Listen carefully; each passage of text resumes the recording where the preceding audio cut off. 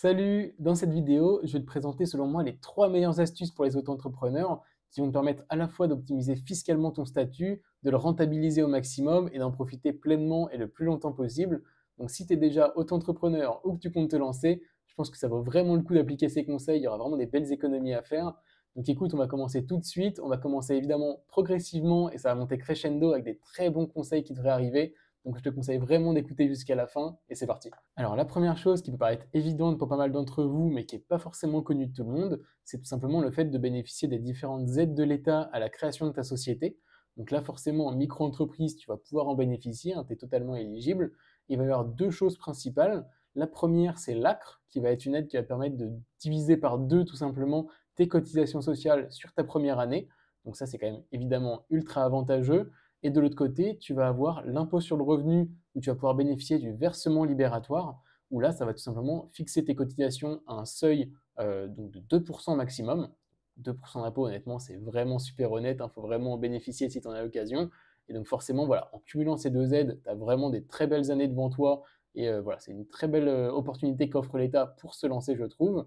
Évidemment, il y a des conditions, hein, comme tout, à la fois pour l'ACRE, il y a des conditions sur le fait que tu sois au chômage, que tu reprennes une nouvelle activité, que tu sois assez jeune, donc il y a une limite d'âge potentiellement ou une limite de localisation. Si tu entreprends du coup dans une zone où il y a quand même beaucoup moins de sociétés, etc., forcément l'État va t'inciter à le faire. Donc voilà, pas mal de petites conditions que je te mettrai en bonus en description directement. Et du côté du versement libératoire, c'est tout simplement des conditions sur tes revenus des 2 dernières années. Donc si tu n'as pas eu des revenus trop élevés, tu peux en bénéficier. Ou si tu étais étudiant ou autre, évidemment, bah, tu en bénéficies de base.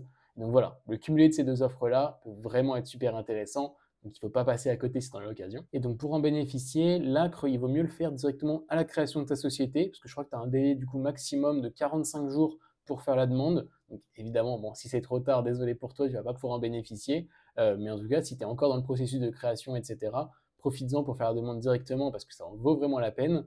Et par contre, le versement libératoire, pour le coup, même si tu es déjà en cours d'activité, tu peux faire la demande. Je crois que ça s'applique que à l'année suivante, mais c'est déjà bien du coup si tu arrives à faire la demande pour l'année suivante, ça sera vraiment bénéfique pour toi. Donc voilà, ça c'était mon premier conseil, donc qui est évidemment très général, hein, bien sûr. Je préférais quand même le rappeler au cas où parce que ce serait quand même dommage de passer à côté pour quelqu'un qui y a le droit, mais j'imagine que pas mal d'entre vous le connaissez. On va pouvoir du coup directement passer à mon deuxième conseil qui là va concerner la CFE, donc la cotisation foncière des entreprises, qui est une taxe pour le coup assez méconnue. Donc bon, en espérant que tu la connaisses, mais sinon je te fais un petit topo. C'est tout simplement une taxe que tu vas payer à l'année en fonction de la ville dans laquelle est située ton entreprise. Donc les montants varient assez, hein, entre 100 et 1000 euros potentiellement par an. Donc il faut faire attention à ça évidemment quand tu crées ta société. Mais pour le coup, bah, si tu habites à l'endroit où tu travailles, évidemment tu n'auras pas trop le choix. Le seul choix que tu as est justement pour optimiser ça et donc réduire au maximum tes coûts chaque année, ça va tout simplement être de domicilier ton entreprise. Donc le fait d'avoir du coup ton entreprise située dans une autre ville et d'avoir ton courrier, etc., qui est géré automatiquement par une société qui propose ça. Donc c'est des sociétés de domiciliation, on appelle ça. Donc il y en a plusieurs sur Internet, etc. Je te mettrai le lien vers Legal Place, que moi je trouve très bien là-dessus. Ils permettent à la fois de créer ta société, etc., et gèrent également la domiciliation. Donc voilà, il y a pas mal d'avantages là-dessus. J'ai fait d'ailleurs une vidéo que je te mettrai en description également si tu veux tous les détails de la domiciliation. Mais ce qu'il faut savoir, c'est que du coup, si tu domicilies dans une ville comme Paris, par exemple, qui contient évidemment plein d'entreprises, et donc la CFE elle est abaissée, parce que du coup, en fait, avec le volume, l'État considère tout simplement qu'il n'y a pas besoin de facturer beaucoup pour avoir les revenus nécessaires pour la ville.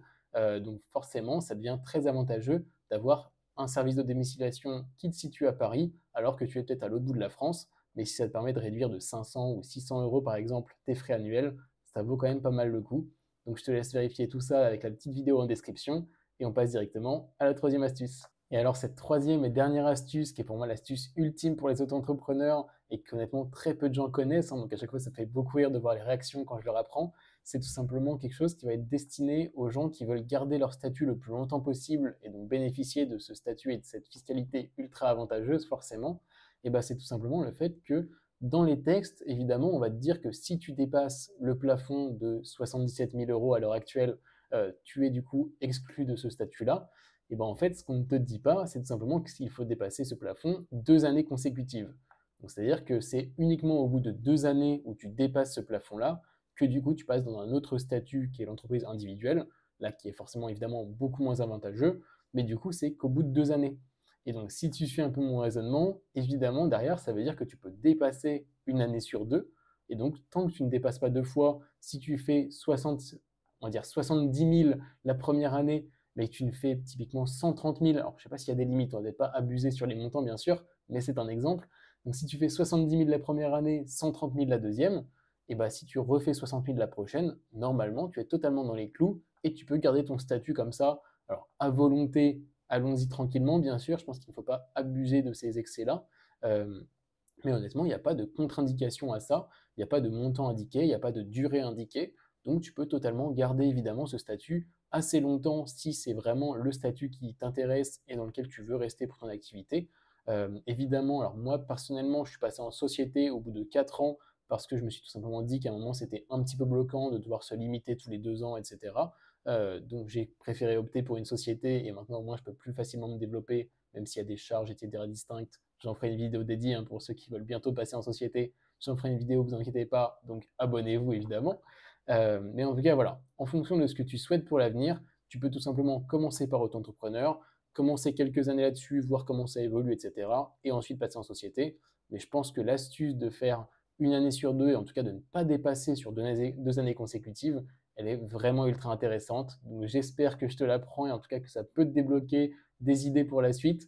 Mais voilà, ça ne doit vraiment pas être une raison d'abandonner, de ne pas se lancer. Le fait qu'il y ait un plafond à 77 000, c'est juste tout simplement le démarrage de ton activité. Et après, il y a plein de possibilités à partir de là. Donc voilà, écoute, c'est tout simplement la fin de ces petites astuces. Évidemment, si tu as des questions ou quoi que ce soit, je te laisse le mettre en commentaire et je me ferai un plaisir d'y répondre. Évidemment, un petit like m'aiderait beaucoup pour le référencement et je te laisse t'abonner évidemment pour recevoir ma vidéo dès la semaine prochaine, vu que j'en sors une par semaine sur la freelance, l'indépendance, etc. Tu seras très content de la recevoir, j'imagine. Donc écoute, on se dit à très bientôt. Salut!